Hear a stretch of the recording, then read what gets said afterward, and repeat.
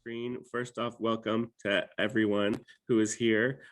So before we start, I have a who are we and where are we from? And so I have 30-second intro. Let's try and keep it less than that. I'll try and keep mine short, sweet, to the point. I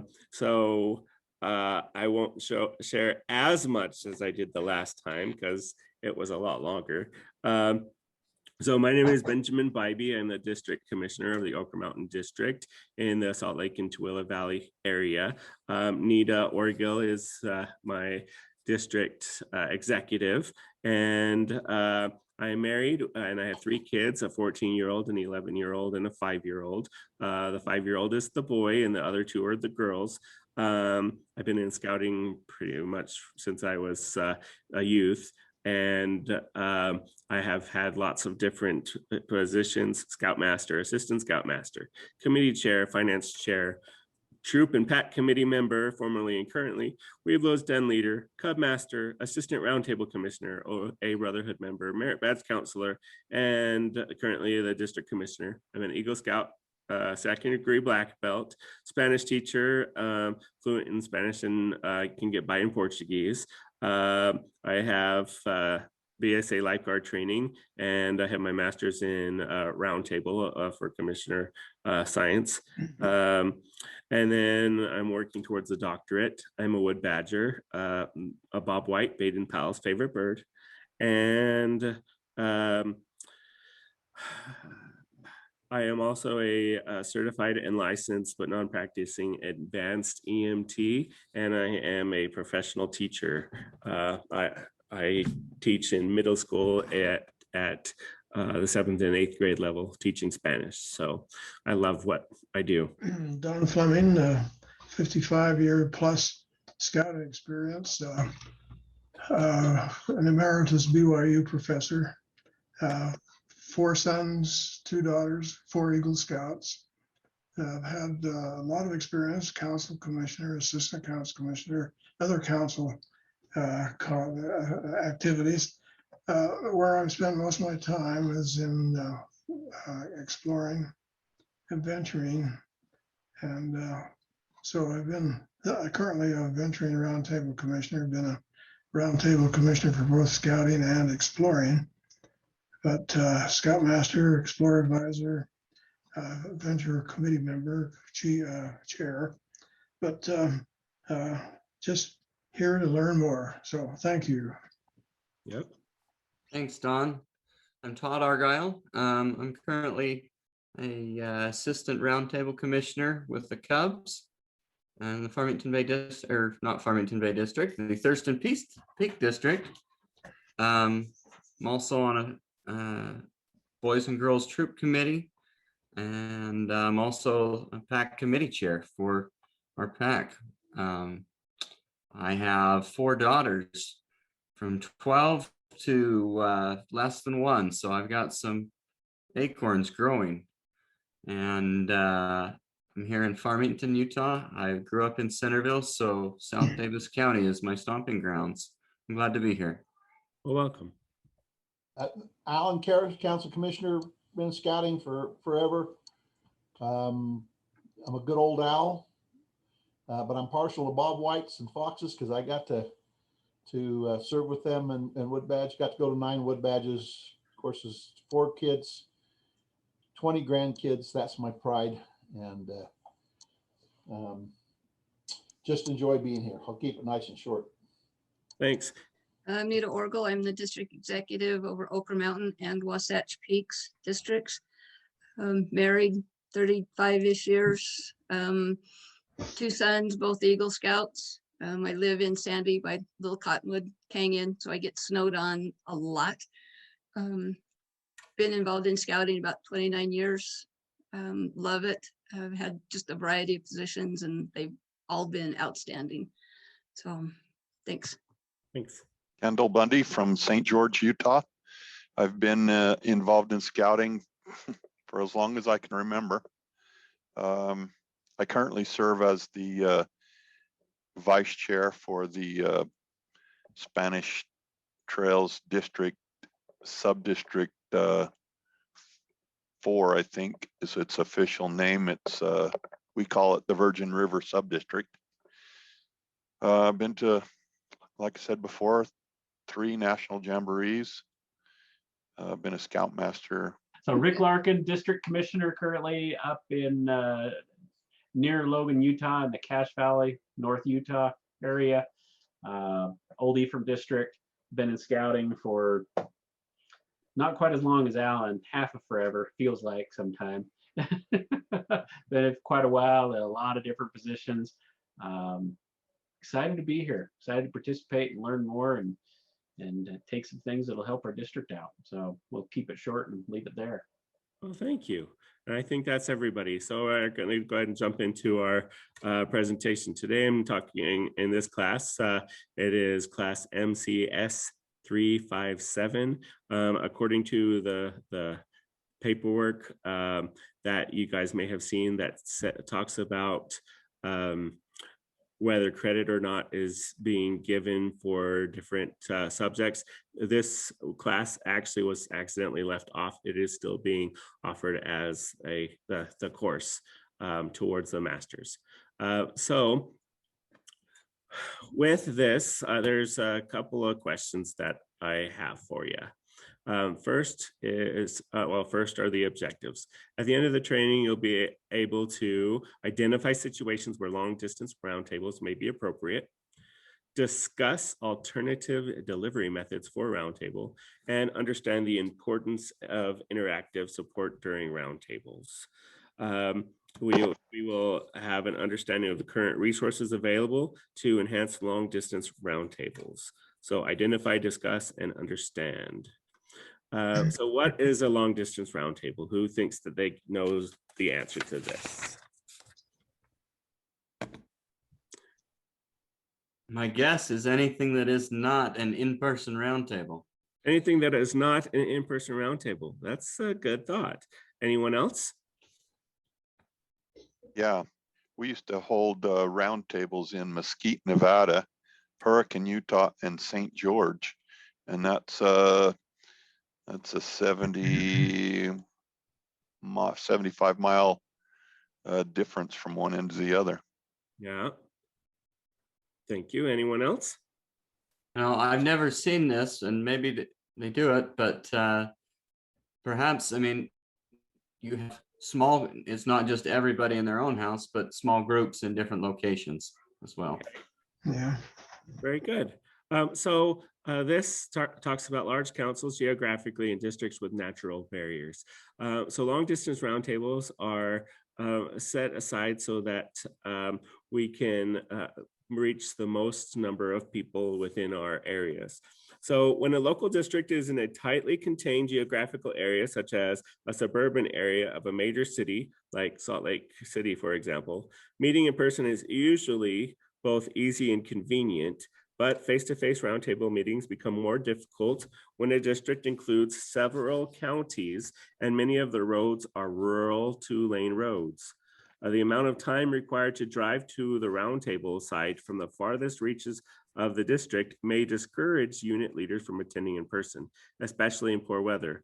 Roundtable teams for such districts should consider alternative methods to reduce the geographic barriers to roundtable attendance. So when I thought about that, I was thinking about some of the areas that we have.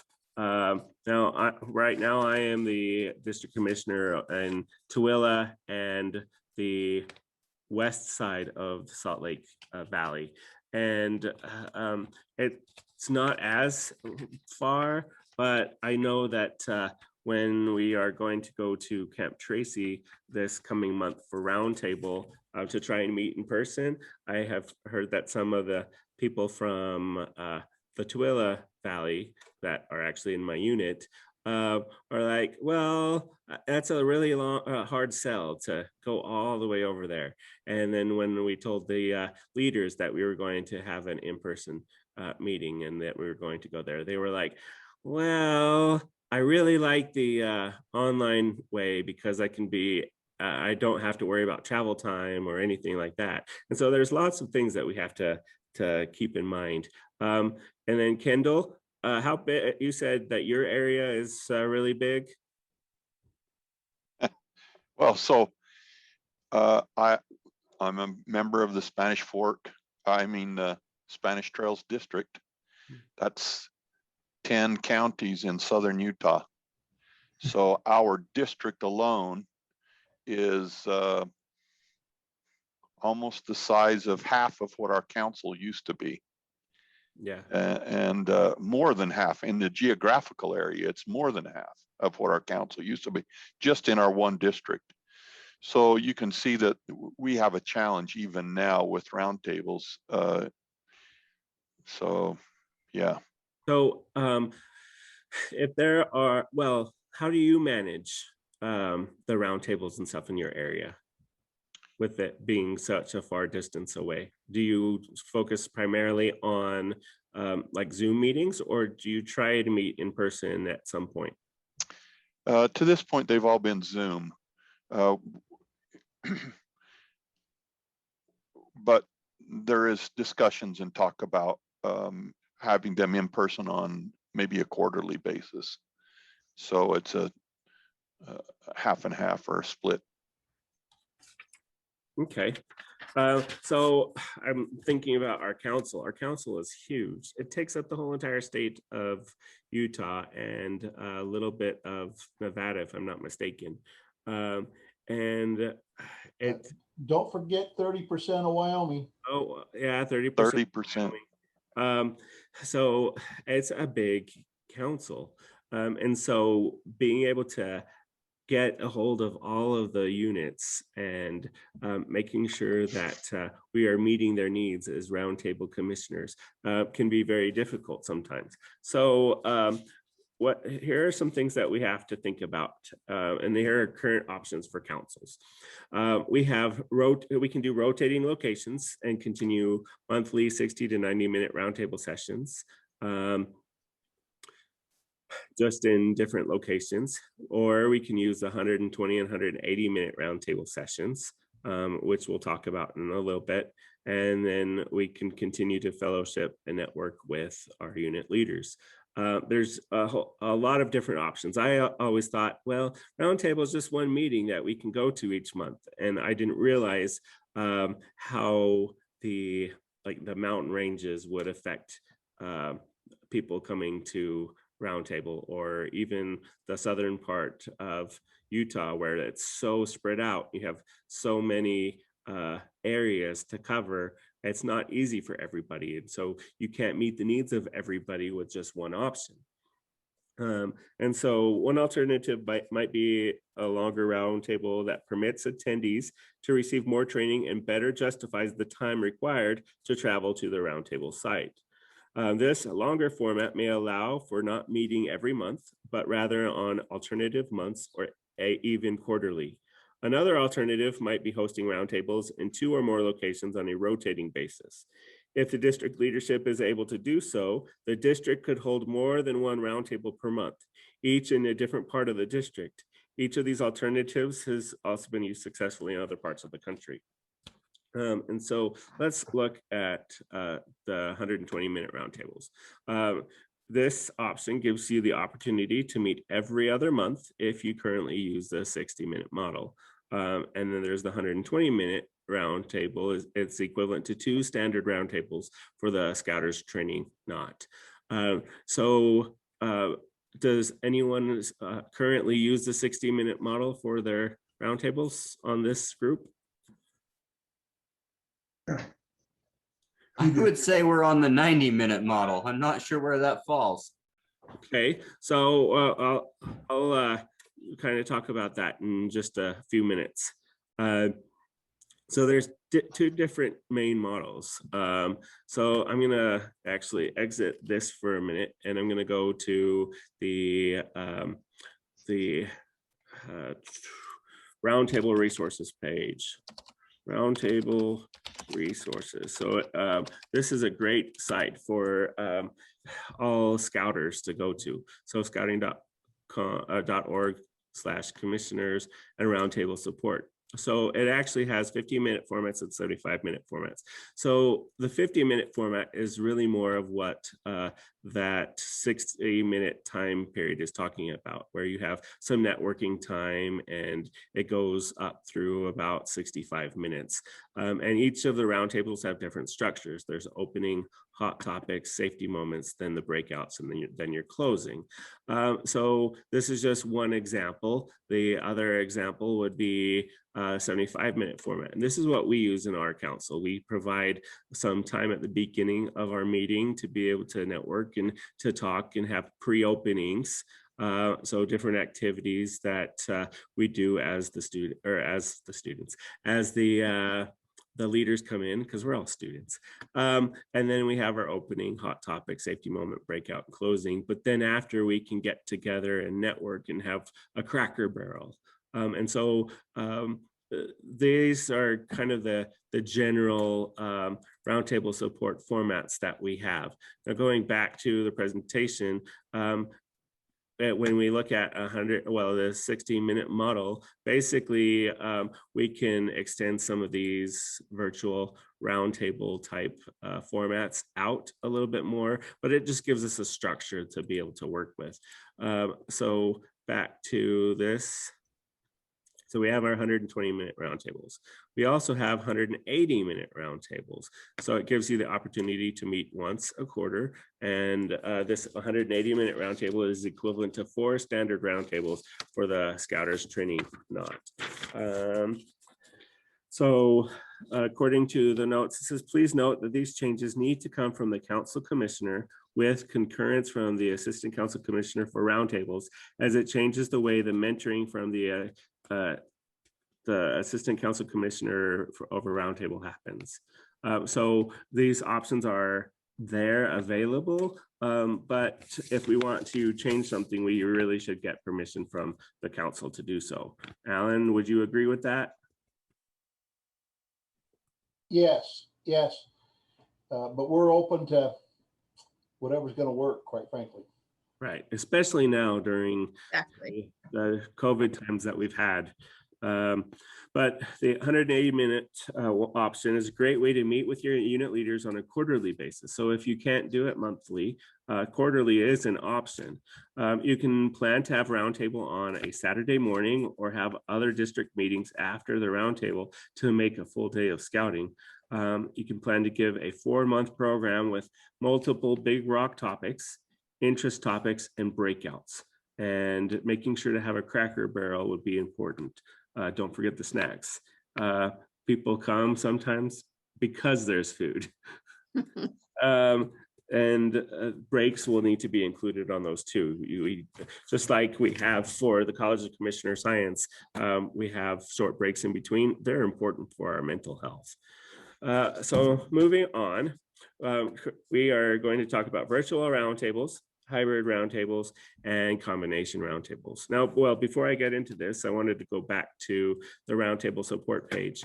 A lot of new roundtable commissioners don't really know that there are resources available to help them.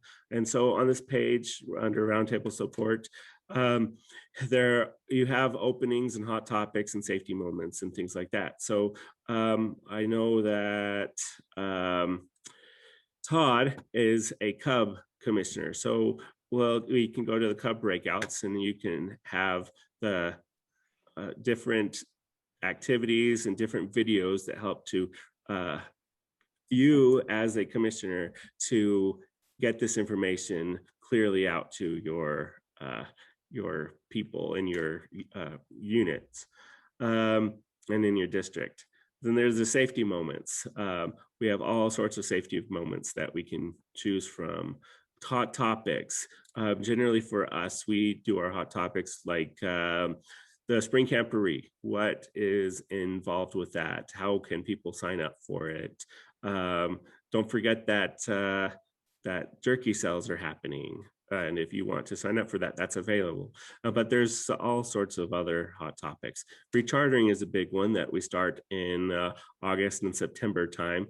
But there's even openings. So what we saw at the beginning of this meeting, there's countdowns for 3-minute countdowns, the pledge, oath, and law, and the national anthem that we could use. So there's a lot of resources available for us. And sometimes we just don't know where to look. Then there's more roundtable training for commissioners and other resources. So going back, let's talk about virtual roundtables. So they're 100% online with limited participant interaction. And a good example of that is YouTube. I found a roundtable that I wanted to share with you guys. And this one is only like 6 minutes long, but it's something that is a virtual roundtable. So does that mean that the Zoom meetings are not virtual? Well, by your definition here, they're probably a hybrid because we can definitely structure them to have a lot more participant interaction. Right. So it's all about the interaction, whether the roundtable is virtual or hybrid. And go back to that page, or a combination. So combination roundtables can be virtual or hybrid. And so the thing that I liked about this, well, here.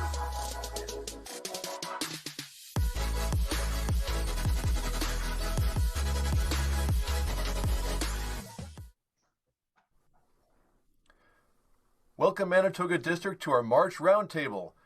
Hope everyone is doing well on this snow-covered day. So let's kick off with our general session. First of all, we have our last call for the University of Scouting. This is going to be a great event and is open to all Scout leaders of all levels, Venture Scouts, and Scouts BSA youth that are first class and above. Registration is open till the 7th, and the university is happening down on the 9th at Iona Prep in New Rochelle. I hope to see you there. The Order of the Arrow is hosting their annual We Blows Woods event on Saturday, March 23rd from 9 a.m. to 1 p.m. at Durland. This is a free event for the Scouts where they can learn a whole bunch of great Scout skills. But while it is free, registration is still mandatory. They will not be able to accommodate walk-ins. If you're part of the OA, please reach out to the lodge and sign up to assist. Amount of nights. So so far, he's just basically going over the information about what's happening, and then he goes into something else. Of camping, but they don't need to be elected from the troop. If you have any questions about any of this, please don't hesitate to ask. Check out this quick flick by someone excited to have girls in Scouts BSA in the OA.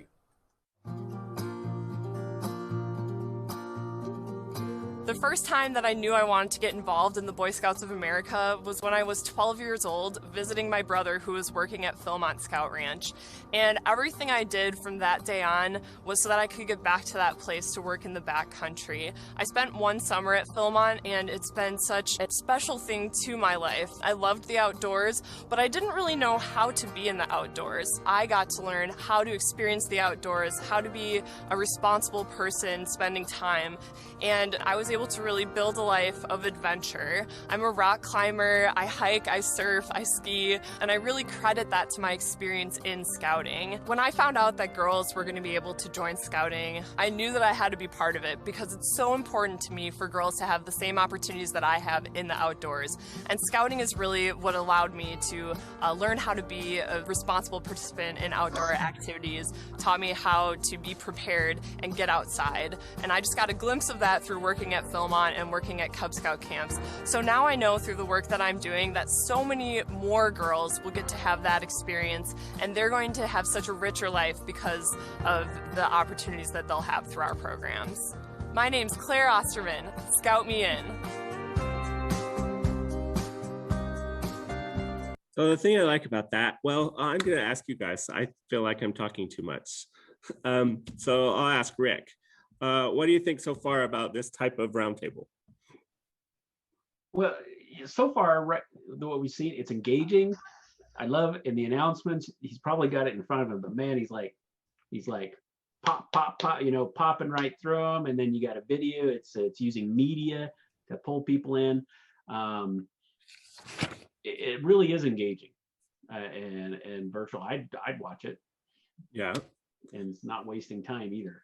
It isn't wasting time. It's like straight to the point. It is. I like that. There's not a lot of, you don't have the transition time. Sometimes we chew up a lot of time in transmission or in chit chat and other things. And I really like this. Is very, I would feel this would be a very valuable use of my time. Yeah, and I really like this, but the issue is it doesn't provide that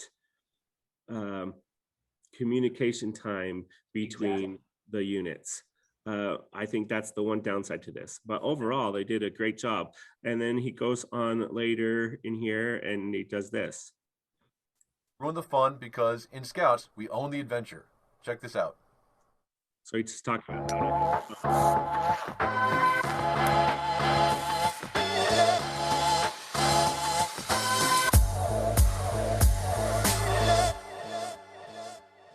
So basically keep the outing and scouting. And so I really like his use of the Roundtable and how he made it simple, has the really neat background, and it creates this sense of identity. So that's one. Let's see. I want to exit that video. So let's come up with some ideas that we could use to conduct a virtual roundtable. So what can we do?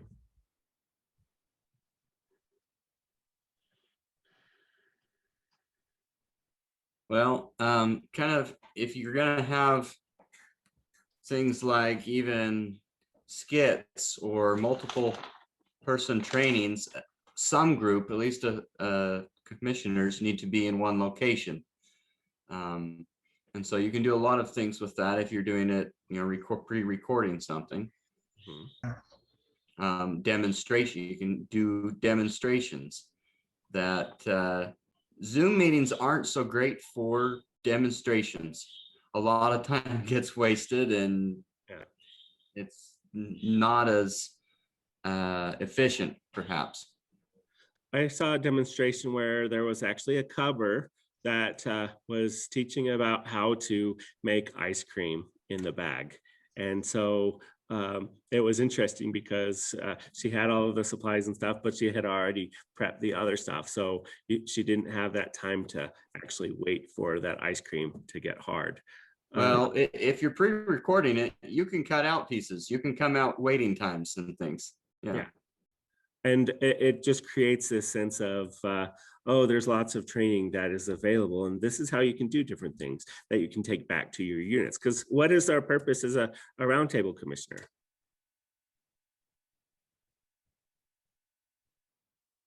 Well, I think first to listen to the needs of the units. And so this can be difficult, but if you've already listened to their needs and found out their needs, then you can use it to address their needs. Right. So listen to their needs. Anything else? Well, Roundtable can be an excellent resource. I mean, you can come and get ideas that maybe they were just on the periphery of your gray matter, didn't quite get to you. Right. And you come here and you go, why didn't I think of that? So there's a lot of good ideas. And the one thing that I think we miss the most is probably the interaction, but as long as it's well done, and then it makes up for that. If you're engaged and entertained, I guess, to some degree, you have to be entertained. It has to be catching. Otherwise, you'll turn it off and move on. Right. And have any of you guys noticed that some leaders are like, well, and you might be one of them sometimes, where some people think, oh, I don't need that at Roundtable, so I'm not going to go.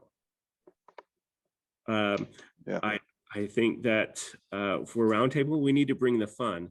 I'm a part of a Facebook group, and there's one lady that does roundtables all the time, and she dresses up in all of the different costumes and stuff, and it's like, I'm ready for Roundtable. Are you?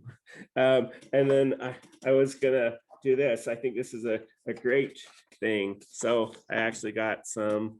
You can't see it very well, but I got some puppets, and with these puppets, basically, it I have a fireman and a policeman and stuff like that. And you can bring the fun to the meeting without having to do a lot. And it's not just talking and one person talking. It is a roundtable. We have to actually meet together and discuss the different ideas, similar to what we're doing with this. Alan.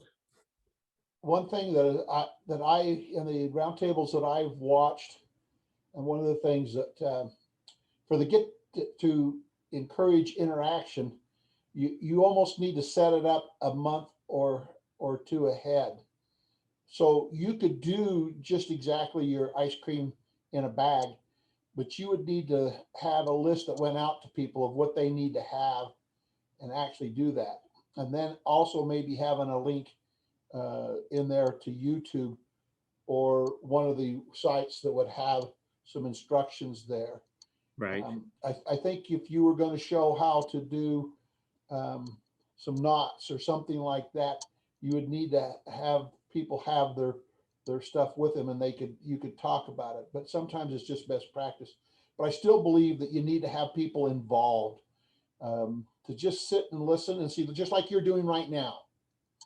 You're asking for input and questions. You know the answers, but you're asking for input and what have you, and you gain the great ideas.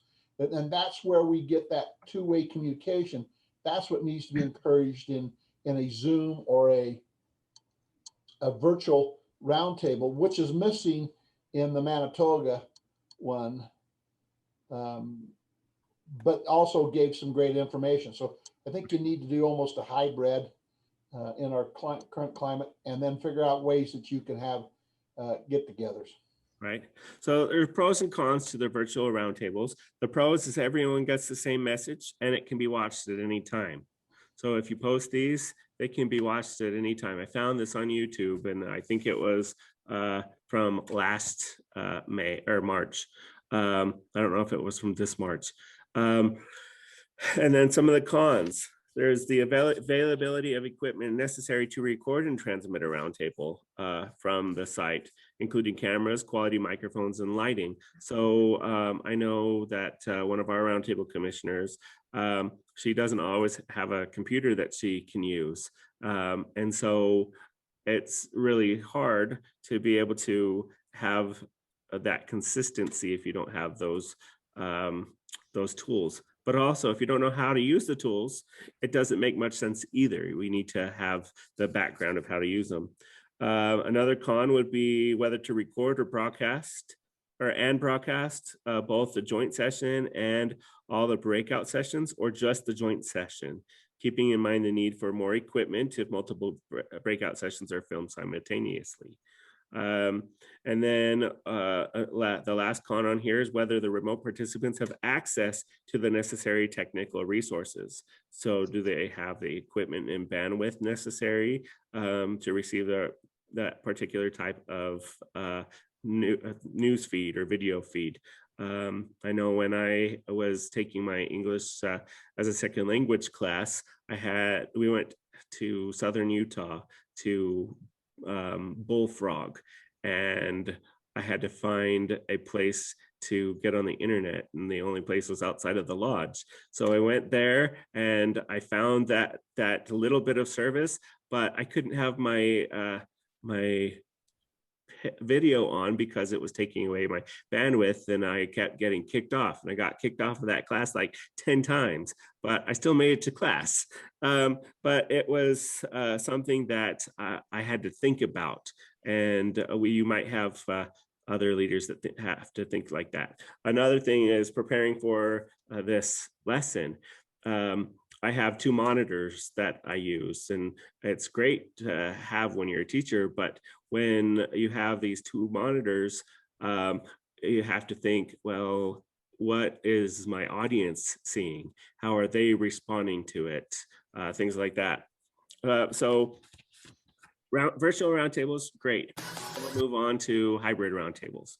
So these are roundtables with some participant interaction. like phone call roundtables, Zoom meetings, and then we need to try and come up with ideas to use or conduct hybrid roundtables. So as I was studying about hybrid roundtables, I was thinking about what are some of the different things that we have to be able to conduct these. So everyone already knows about Zoom. Some other things that I found was Facebook Live, other services such as GoToMeeting, WebEx, and TeamViewer. There's free conferencecall.com. There's YouTube videos. Some of those YouTube videos could include Friends of Scouting videos, internet recharging, or a topic that every leader should hear as a supplement to available online training. There could be podcasts, and there's a lot of different technology out there. I found this resource actually on the College of Commissioner page. So College of Commissioner page under scouting.org and commissioners, scroll down to masters, click on the class that we're in today, which is the 357 Managing Long Distance Roundtables. And what that will do is bring up a lot of files. And this document is technology and roundtable delivery. So that is within these files. So all of these files are available to you. So back to the hybrid roundtables. So does that give you a step-by-step on the virtual? I mean, I can go there and this and this and do a roundtable? So it talks about, let's see, the longer format, and it talks about having the availability of the suitable internet connection, and then other considerations, and then what happens if you don't have Wi-Fi or other internet connections. And then there's free services like Skype and Google Hangout. So it might be in there. There were so many resources that I found, and they're all connected in that area. So you might find something. I don't know 100%. So I apologize on that. So phone call roundtables. Is it acceptable to just have a phone call? Could it be? Yeah. Yeah. Why not? Why not? Because the purpose of roundtable is what? To get the information out to our units, and also to be a resource to help strengthen them. So if I pick up the phone and call someone, I'm still making that contact. Roundtable commissioners are actually unit commissioners for a lot of people. And I think that us as roundtable commissioners don't always think about that. We are there not only to help set that example and to get the information out, but to catch the units that are having difficulty and be providing those resources for them. So with this, basically, this video is about And then you can also find table and kind of what this group did. So the thing that I'm going to just kind of skim through it. Basically, they have March Roundtable, and they started out by having announcements and reminders. So they basically made a PowerPoint for all of their roundtable topics. And then they have discussions related to these different areas. Spring recruitment was their topic, and they talked about how they should hold their events and ask these questions, and people were able to interact and respond based off of the questions. And so the thing that I liked about it was it was visual for the people that were there, but it also provided that extra talk time. The thing that I didn't like about it was after you watch it, this is 52 minutes. It's like, oh, I'm so tired of this. Like, it happens. But overall, like, it gave a lot of information. But with all of this information, this would be great for one of those longer roundtables where we have just one roundtable in a 3-month period of time, because all of it's there. It wouldn't really work necessarily for monthly roundtables because it's way too long. Then they have their safety moment, and then they have open discussion time. And the thing that I liked about this was kind of what the leaders shared about their questions and concerns. And it wasn't necessarily about the topics, but it was a real roundtable discussion. And then lastly, they had their closing. And one of the biggest things that I haven't talked about is attendance. How do we take attendance when we're meeting so far away? And how can we hold people accountable for that?